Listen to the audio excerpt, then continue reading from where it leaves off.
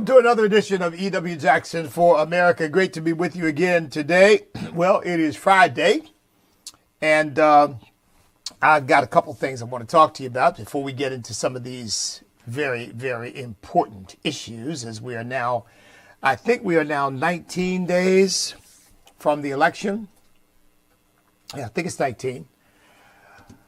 We are counting down, folks. We are counting down. But before I get to all of that, first of all, let me just say that this is Friday. If you are in the area and you're looking for a church to visit or you're looking for a church home, come visit us at 943 Canal Drive in Chesapeake, Virginia. That's the Deep Creek section of Chesapeake. I will be there preaching. I am preaching a brief two-part series. The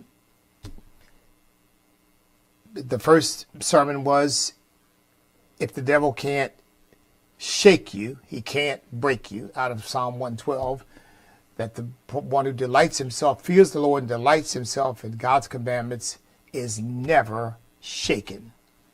And then the second part of that message is going to be, if he didn't make you and he can't break you. And folks, I believe that with every fiber of my being. The devil can't shake you. Now, look, you got to believe that now. You can't just read that and say, well, but then start trying to figure out all the exceptions. It says, if you fear the Lord and delight greatly in his commandments, it goes on to say, I think it's down around the 6th verse, he is never shaken because his heart is steadfast, trusting in the Lord. Now, you got to believe that. And you got to practice that and say, Lord, my heart is steadfast, trusting in you. I am not shaken. Now, you can test yourself with all kinds of scenarios and ask the question, well, how could that be? Look, it doesn't mean your emotions are never affected. It doesn't mean you're an ice block.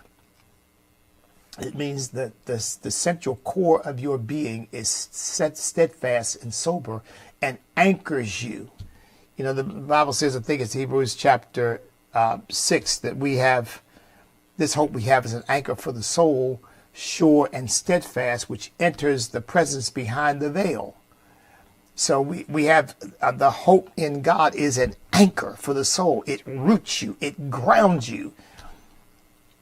It inoculates you against depression and despair and discouragement that threatens to debilitate you. In fact, I said in that message, Satan is not after your money. He's not after your health. He's not after your relationships. He's not after your job. He's after you. And all of those accoutrements that he tries to affect, that he tries to destroy, are with a view to destroying you. That's the goal. He doesn't care about your stuff. He wants you. He wants to discourage you. Ultimately, what he wants to do is separate you from God and get you in, basically destroy your life and send you to hell. I mean, that's the ultimate game plan.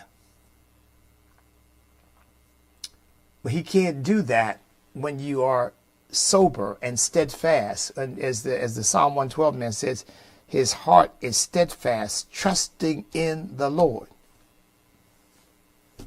He can't do it because you keep. In fact, you know what? I ended up teaching the whole message, and I don't want to do that. By the way, I aired that message on Monday, so you can find it on our Facebook page. I'm pretty sure you can find it on bishopewjackson.tv as well. I got to get all that together so I can make that easier for those of you who want to follow that and can't watch it maybe on a Sunday or a Monday, but you still want to see these messages. So I wanted to get that out of the way. Our services start at 11 a.m., 943 Canal Drive in Chesapeake, Virginia. And if you can't join us, you can watch us. We'll be live streaming at about 11:10 a.m., live streaming the message. So you can join us that way. And, of course, it's on Facebook. And it's on, in fact, we aired on standamerica.us. We aired on thecall.org. We aired on bishopewjackson.tv. And we aired on E.W. Jackson for America. So it's on a number of different. Oh, and on our YouTube channel. How can I forget that? The YouTube channel, the channel that tells me they won't monetize my account because my content is harmful. But nevertheless, we're on there. And you know what? Actually, let me find out. I think it's on Rumble too, but I've got to check into that. I got to check into that. So there's all kinds of ways for you to watch it. Again, Sunday, 11 a.m. at 943 Canal Drive, the Call Church. I'll be there preaching the Word of God. All right, that's the first thing I wanted to get out of the way. Second thing, of course, this is Friday. I want to talk to you today about STAND and about where we are and what we're doing. You all know the STAND really is a three-pronged organization. We've got STAND Foundation, Inc., which is the nonprofit 501c3. Your contributions to STAND are completely tax deductible up to the amount allowable by law, depending on how much you give in donations to various organizations. But generally speaking, your entire donation is tax deductible. If it's a donation and it's not given in return for any product or service, it's a tax deductible donation. And we also have Stand America PAC, which is a federal political super PAC. That's redundant. A federal super PAC. And of course, your contributions to that, just like to 501c3, are unlimited, but they're not tax deductible. Your contributions to a PAC are not tax deductible. But they're unlimited. So you can give as much as you want. You can give 50, you can give 5,000, you can give 50,000, you can give 100,000, you can give $1 million. I hope someone will one day give $1 million to our PAC so that we can do more than we're doing now. We've never done any TV ads. We haven't been able to afford those. We've only done radio ads. But generally speaking, we've been focused on, particularly when it gets down to the wire, focused on trying to move black voters. And so the venues for reaching them are less expensive than the venue for reaching the entire population, or say Christian voters across the board, which I'd love to be able to do one day, and trust that I will. And then we've got a 501c4. Now the 501c4 exists, but it's not active because there's really no funding for it. Now the 501c4, as you all know, is a sort of a political nonprofit organization. Contributions to a 501c4 are also not tax deductible, but a 501c4 can endorse candidates, it can support candidates, it can get involved in legislative matters and lobbying, and it can do a 501c4 can do a bunch of political stuff that a 501c3 cannot do. So Stand Foundation Inc. doesn't endorse candidates. We don't contribute to candidates. We don't expend any of those resources helping candidates at all. I have a firewall between that. So we primarily use the PAC for that. And one day we'll be able to activate the 501c4 to get more involved in, probably more in legislative and policy matters than we are right now. So for example, if we're dealing with something either on a local or a state or federal level, some legislation or some policy issue that we want to impact, that would be the entity through which we would, generally speaking, would do that. Of course, the PAC can also do that, but a PAC is primarily for campaigns and for elections, and so that's why the PAC is very active right now. Our PAC is probably, when all is said and done, probably going to spend close to $100,000 by the time this campaign is over, reaching black voters in Pennsylvania, North Carolina, and Georgia. Now, that's not a lot of money compared to the dollars spent, but it is a lot of money compared to the dollars that are being spent on reaching the black community, because frankly, there's very little being spent. And when we go to these venues, by the way, I might even be spending Election Day in Georgia. I'm contemplating that right now. I got to come through Georgia on my way back from Tampa, and I may well stay in Georgia. Got to have a chance to visit my granddaughter and do a little campaign work while I'm there, since we're spending a lot of money. A lot of that $100,000, a lot of that is being expended in Georgia because there's so many venues and opportunities in Georgia and pockets of populations in Georgia that we can reach, trying to impact that vote. And frankly, folks, the work we've been doing is working, because as you can see, Kamala Harris is panicking right now that she's not getting a sufficient number of black voters. And I'm going to say we can take some credit for that, because we're the only ones out there pitching a conservative message and encouraging black voters, particularly Christian voters, to vote for Donald Trump and not for Kamala Harris. So And we're going to be doing that right up to Election Day. So, again, the website there is standamericapac.us. That's standamericapac.us. If you want to give to that effort, go ahead and do it. We'd appreciate that. But let me back up then and talk a little bit about Stand before I get into these issues, because that's what I intend to do on Fridays. And I pray for your finances too on Fridays, because I realize between inflation and a lot of economic uncertainty, a lot of people have kind of pulled in because they felt like, wow, I've got credit card debt that, suddenly the interest rates have risen and I'm paying a lot more to pay off my credit card debt. And people have been hard pressed. My food bills are costing. I went to the supermarket the other day. Yeah, I do go to the supermarket, folks. And I bought something I've been buying for years. And when because I tend to ring through, I don't go do big shopping. I'll stop by the supermarket on the way home. My wife said, "Can you pick up this or pick up that?" And yeah, and I'll go through the self checkout, and I'm putting this thing through the self checkout, and it's giving me the price. I said, "What? Whoa!" I'm saying I was shocked at the price it was giving me, and I thought, "Wow." Man. So, thank God I didn't have to put anything back. My wife and I are blessed to the point where, we can buy whatever food we want to buy, but we'd rather pay less for it than pay more for it, particularly when we're paying more for it because of Biden's stupid policies, not because that's the normal market cost of a product, but because they have flooded the economy with all of this free money. And they've created inflation everywhere. They've raised the price of energy for us. So that raises the cost of everything, because everything requires energy in order to transport it, in order to get it to the marketplace where people can buy it. We have really suffered a mess under this administration. So I want to pray for your finances as well as we pray for the country's financial situation as well. We are, what is it now? I forget the exact number now, but I know it's over $35 trillion in debt. This is unconscionable, and it's unsustainable. And really, we haven't spent much time talking about that because so many other issues have come to the fore. The economy is one of them. That the economy is number one. But long term, we've got to deal with this debt. We've got to. You do, I do, right? You get into a debt situation.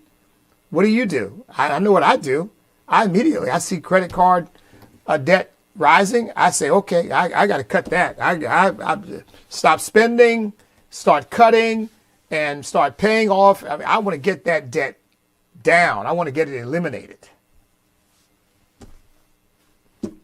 Our country is no different. But instead, the politicians just keep spending more and more and more and borrowing more and more and more. And it's unrealistic. You and I can't do that. Can you imagine having a credit card that has no limits on it? And you get it to 50,000, 100,000, 200,000, 500,000, and you say, "Oh, I'll just roll. I'll just pay a little bit of interest and roll it." Then it's $1 million, then it's $5 million, and you say, no big deal. No, it'll bankrupt you. It'll destroy you. Eventually, it'll gobble up all your income if you couldn't be. No credit company would allow you to do that. No credit card company would allow you to do that. But I'm saying, if theoretically, if you could do that, and you just kept spending, eventually it would absolutely financially destroy you. Our country is no different. What are we going to go? Are we going to get to $100 trillion in debt eventually? Because based on this present trajectory, the answer is yes. What happens then? What happens when all the tax revenue that we're raising is needed in order to pay the interest on the debt service? Now, and folks, that is not a far-fetched scenario based upon what's happening right now. And I don't know what we're paying now, but with increased interest rates, I think the last number I heard, don't hold me to this because I didn't study this in preparation for the program, but I think the last number I heard was we were paying close to $1 trillion in interest a year. I remember when it was like 200 billion. And that was a lot. When the interest rates increase, just like an individual, just like a business, the cost of our debt increases as a nation, which is something we used to talk about when they're busy spending all this money at low interest rates. And people like me and others would say, and what happens when the interest rates rise? Well, we saw what happens. We see what happens. It creates that much more financial pressure on the nation. So that's something we've got to deal with. Okay. Let me get that. That's an issue I didn't really plan to talk about, but it's worth bringing up because it is an important issue that we should never, ever lose sight of. But here's what I want to get to. Okay. I'm going to give you all a little inside baseball. Okay. A little inside baseball. Stan has existed for 15 years. Next year, we will celebrate our 16th anniversary of existence. We began in July of 2009. I'm just going to give you a ballpark figure. I would say in that period of time, we have probably raised about $5 million. That would be my guess. We probably raised about $5 million. Certainly in that ballpark. Okay, in that ballpark. I really want us to get to a point where our budget is $5 million a year. That's where I want to go and beyond. I want STAND to be a premier Christian conservative organization in America.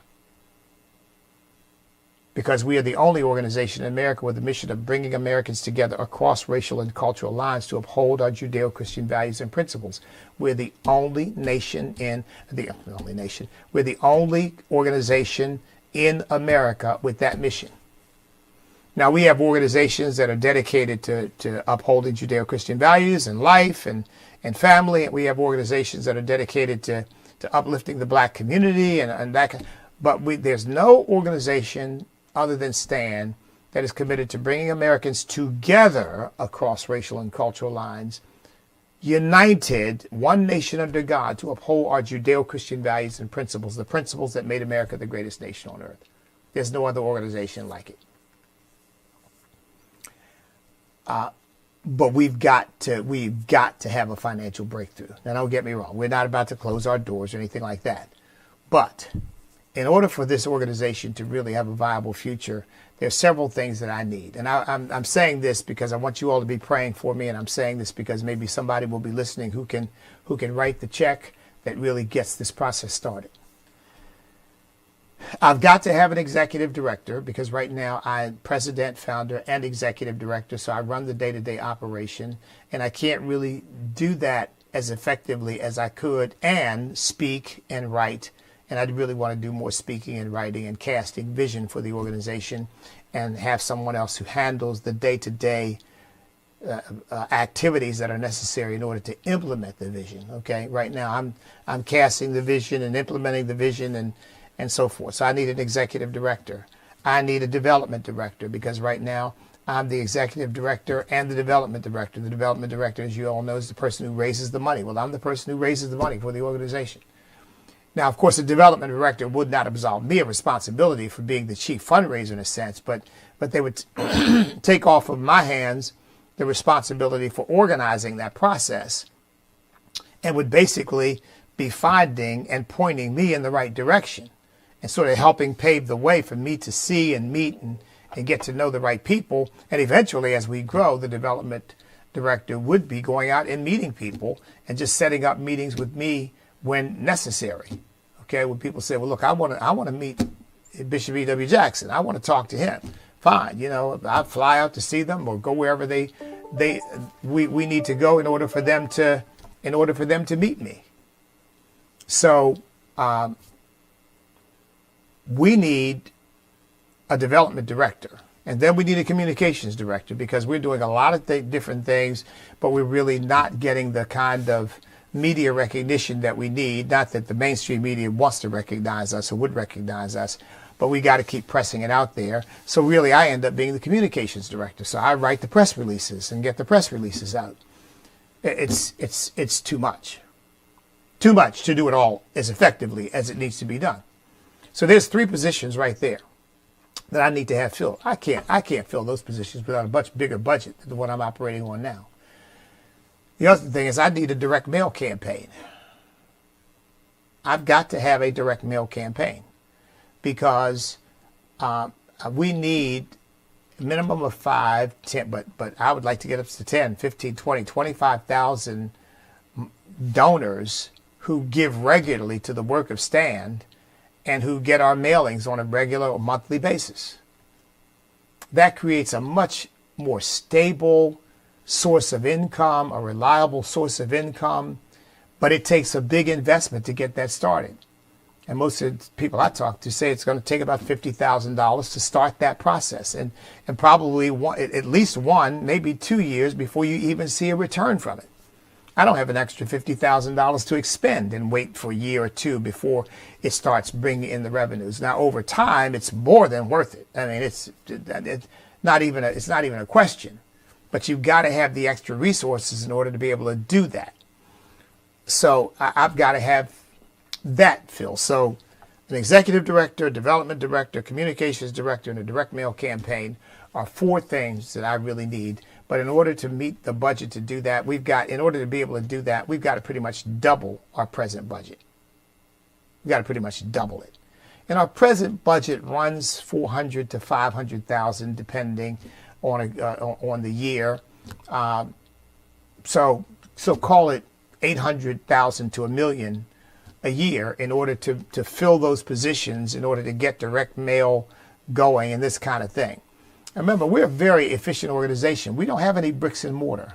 Maybe the day will come, but that's not a big priority for me right now, because with the technology we've got, our staff is virtual. Everybody can work from their home and get the work done, and it's working for us very well. I don't see any need to try to buy a $1 million building in order to house STAND, at least not at this stage. Maybe that time will come, but I don't see that coming in the next 5 years or so, at the very least. I like being lean and mean, because then the funds get to be expended to do the work. And by the way, people don't know this. Look, salary, travel, airplanes, hotels. I mean, those are the 3 biggest expenses we face. And you have a lot of large donors who want to give to program. They don't want to give to the infrastructure of the organization. But I try to tell the large donors, but look, if you don't help with the infrastructure, you're not setting it up so that your investment is going to be sustainable, is going to produce fruit long term. Because if all you give me is programmatic dollars, well, when those dollars run out for the program, but I don't have anything in place to keep replenishing and replacing those dollars, and I've got to go out and try to chase another big donor who maybe will give that amount again, or maybe that donor will give it, but eventually donors say, well, I've given you this over the last 2 or 3 years. We've got to have some angel investors who are going to give $250,000, $500,000, $1 million or more. Would you all pray for that with me? Because we've got to have that. After 15 years, I realized we've got to have that in order for this organization to really move forward and really be effective. I mean, you think about what we accomplish with $500,000 or less a year, and you compare that to some of these organizations with literally some of them seemingly unlimited budgets, but $15, $20, $25 million a year. And I'm not criticizing, just pointing out the facts. They haven't changed the country, have they? They haven't changed the country. And God bless them for the work that they do. Don't get me wrong. I'm not denigrating it. But with all that money, it hasn't happened. And we really believe that what we are doing is a critical part of the equation. Because we're covering both the spiritual and the political, if you will, or the prophetic side. I mean, Stan has a weekly prayer meeting for our nation. Stand in Prayer for America. Go to our website, standamerica.us, and you can learn more about it. Every Friday. In fact, it's happening today, 12 noon Eastern Time. You can join in Prayer for America every single Friday without fail. I am a preacher of the gospel of Jesus Christ. I just invited you to my church. I'm preaching every Sunday. Jesus Christ and the Word of God are first and foremost in my life. And here again, I'm not knocking anybody else. I'm just saying, how many organizations do you know, like mine, political organizations that are being run by preachers of the gospel of Jesus Christ? Run. I don't mean people on staff, but who founded, cast the vision, and are running it. Very few. Very few. And again, there's no organization like ours. None that has the same mission we have. We are not replicating anybody's work. We may overlap here and there with organizations, but we're not replicating anybody's work because we are doing something that everybody knows needs to be done, but that nobody else is really doing. And I think it's in part because they just don't feel equipped. They don't feel called to do it. I do. So maybe you are that donor who can write me a check for $250,000, or write me a check for $500,000, or write me a check for $1 million to support the work that we are doing and to allow me to put in place these things I've talked about. But whether you are or not, you are certainly a person of prayer. If you're watching me right now, you're a person of prayer who can certainly pray that the Lord will open those doors for me and send people who will help us. I talked to a friend of mine, and in fact, I've talked to more than one friend, but I won't give their names because it probably would be revealing information that they don't want said publicly, who have kind of went through exactly what we go through, which is, hustling to meet the budget, and suddenly there's a breakthrough. Suddenly there's a breakthrough. And one friend said a donor passed away and left his organization multi-millions of dollars. We want our supporters to include us in their estate plans. But again, a development director is somebody who could help flesh out that project, flesh out that program, and get more people involved in it. And I had another friend of mine who's got a tremendous organization say they were just sort of struggling until a particular donor gave them $1 million, and boom, that was it. Never looked back. That put them on the map. That allowed them to do the things I'm telling you, to put themselves in a position where they became self-sustaining, in the sense that at least they had the infrastructure in place, they had the direct mail in place, that they could sustain the work that they were doing. They got that, but they needed that initial major boost. So that's what we need. So will you all join with me in praying for that? I want to pray for you before I close out. So I've taken up a lot of time with that. I don't normally take up that much time with it, but I felt it necessary to share that with you today. I've just felt led to do that. Let's talk a little bit about these issues. Then I want to pray for the country and pray for you and pray for financial needs, since today is the day for financial needs. And by the way, who has despised the day of small things, says the Lord? If you can only give $5 a month or $10 a month. COVID really hurt us with our Patriot Partners program. At one point, I don't even want to start going into it, but let's put it this way. We had a lot of attrition that we didn't even know about, credit cards expiring and failure to have the bandwidth to follow up with the credit card expirations and so on and so forth. I think we're going to have a Patriot Partners revival program. I'm not sure when we're going to do it, but my goal has been to get to 500 Patriot Partners, and COVID caused me to lose ground rather than gain ground. So, but we're hoping to get to 500 Patriot Partners, people who give on a monthly basis. That's not through direct mail. That can be through checks or through giving online, but 500 of them. And right now, I think we've got somewhere in the vicinity of about 225 of them. I think that's the number now, although believe me, it's been a little bit of a struggle getting to an accurate number. Grateful for the ones I've got. For you Patriot Partners, you know I'm going to be doing, I think, a quarterly meeting with our Patriot Partners, our regular givers, and be praying for you. But we need a lot more of you. Okay, we need a lot more of you, so be praying for that as well. Okay, all right. Let me get to some of these issues. You know, Kamala, I guess, is the Kamala. I mean, please. You know, these people are so full of themselves. Didn't show up at the Al Smith dinner last night, and my guess is what she's really basically saying is that that's not her crowd. That's just not her crowd. What is her crowd? Radical leftists. That's her crowd. Remember, she didn't listen to she didn't show up at Congress to hear Benjamin Netanyahu speak. She went to her sorority party because that's her crowd. Radical, leftist, feminist, whatever crowd. So her missed opportunity, and then she sent in something, but it wasn't even funny. And Donald Trump, I heard some of the excerpts. Donald Trump was funny. Of course, he's funny anyway. He's funny without even trying. Donald Trump is just entertaining. He really is. In addition to being a strong and forceful and forthright in his policies, he really is entertaining to listen to. But at any rate, her loss.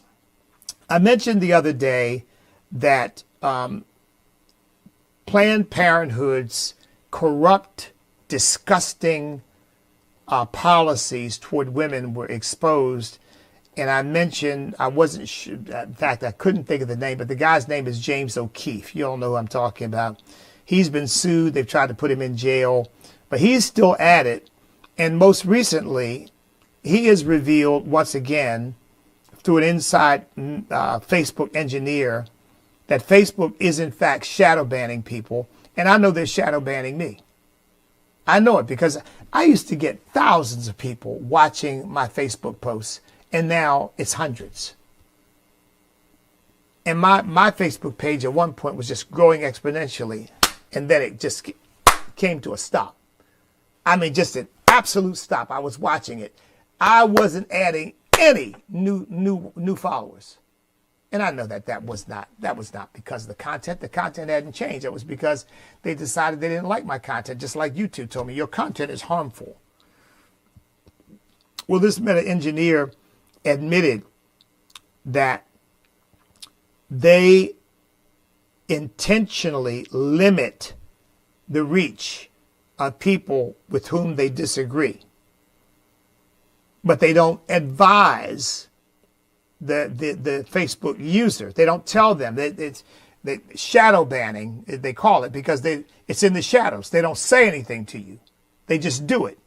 They're censoring without you having an opportunity to appeal or to find out what's going on, because they're doing it very quietly and very stealthily so that you can't prove anything. You don't know anything.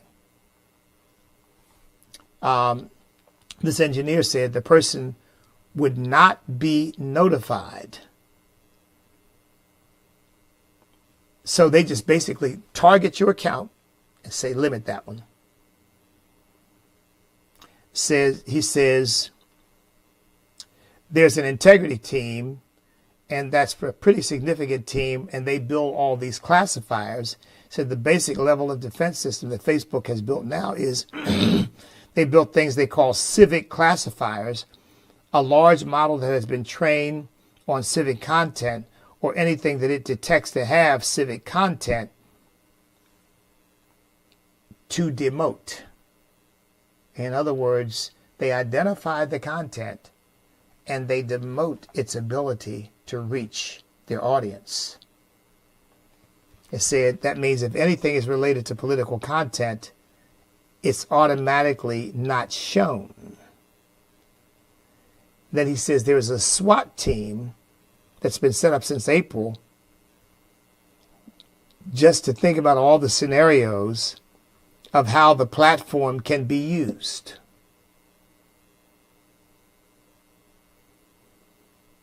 And he's saying they believe Meta has the ability to influence the 2024 election, and that Mark Zuckerberg, who I said I hope is going through some changes, stands behind the initiative.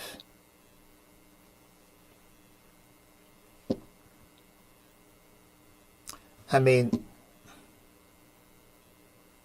they say we show less political content. They say of all kinds. I think they're lying, and viewpoints, because users have told us they want less of it. They're lying. They're lying, because I guarantee they're not showing less of liberal content.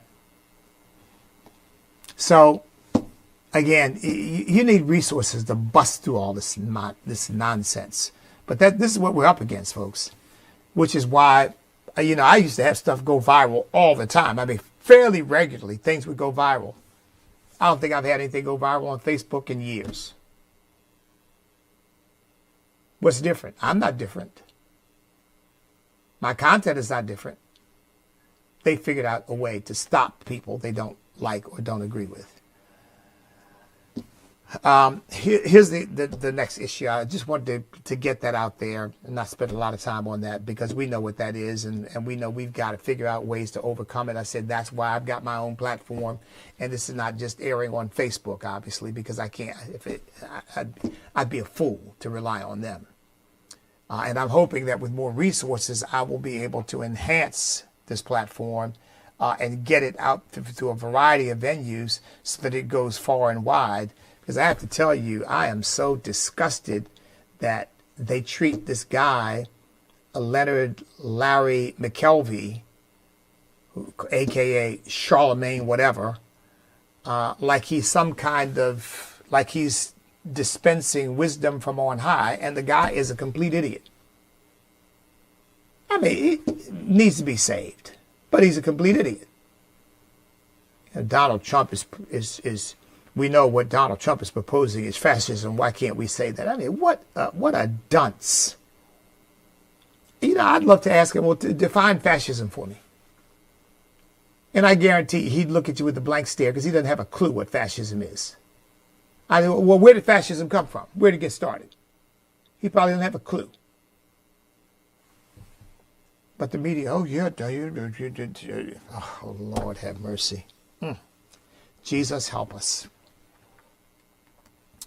Barack Obama, as you all know, has been trotted out, along with some others, to scold the black community, particularly black men, about not supporting Kamala Harris. And black men are responding. One of them said, "Where you been, homie?" I mean, again, as I said yesterday, I think, Barack Obama to correct black men? Is he a man? I think that's questionable. Number one. Number two, what did Barack Obama ever do to help the black community? Well, I won't bother to reiterate. I mean, we can tick off what he did to help homosexuality and gender degeneracy and sexual deviancy. He's big on that. We can tick off what he did to help save the planet from climate change. We can certainly tick off all that he did and said to support Islam. Black men, the black community, the black family. America, for that matter.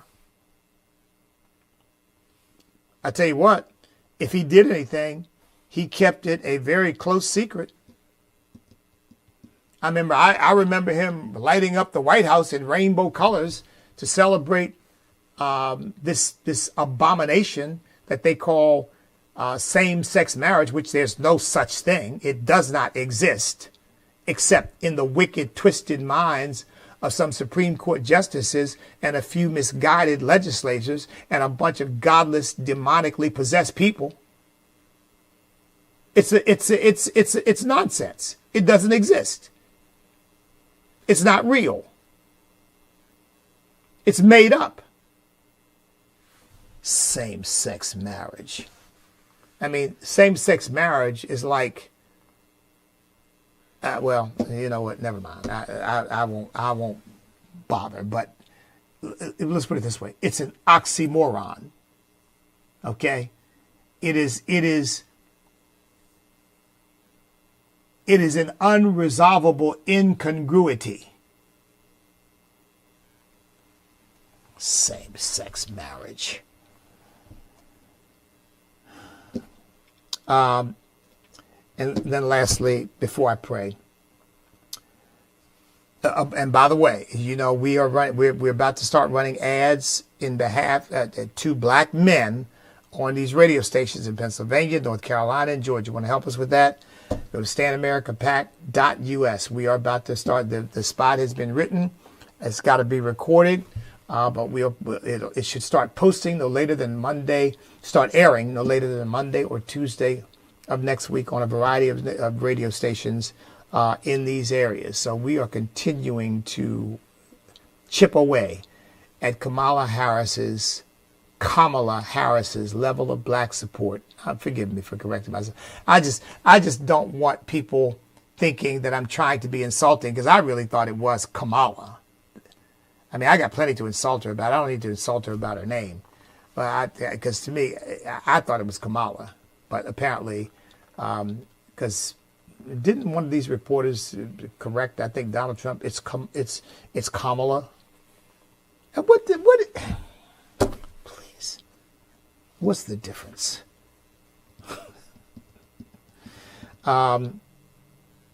Israel, as you all know, has taken action, as well they should, to kill, really, I guess, the final Hamas leader, Yahya Sinwar. Well, now Biden and Harris are trying to take credit for it. But they killed him by doing exactly what the Biden administration told them they should not do. They did not want them invading Rafah in southern Gaza. They didn't want them going into Rafah. But Rafah is where they killed Sinwar. And now they're acting like, oh, this is great. We're so... If Netanyahu had been a wet noodle and listened to those idiots, Sinwar would still be alive. Because they were threatening. In fact, Kamala Harris specifically said that if they go into Rafah, if Israel goes into Rafah, there will be consequences. Well, you know, their hypocrisy knows no bounds. Israel did exactly what they wanted them to not do, and now they're acting like we were there, we were supportive all along. Of course, that's typical for dishonest people. And I've said all along, Israel needs to do what Israel must do for Israel's survival, and not listen to these leftist half-baked politicians that really, they've got a very perverse view of Israel. They really believe that Israel is an apartheid state and all this stupid nonsense that the left comes up with. And they should just ignore them and do what you need to do. When Donald Trump becomes president of the United States again, Israel will have a reliable ally in the White House. And what we've got to do, folks, and I'm hoping that this election will help do it. See, the Democrats have a strategy for destroying the two-party system and turning America into a one-party state. That's what this illegal alien invasion is all about. That's what it's all about, folks. That is their strategy for destroying the two-party system and creating a one-party state over which they have control.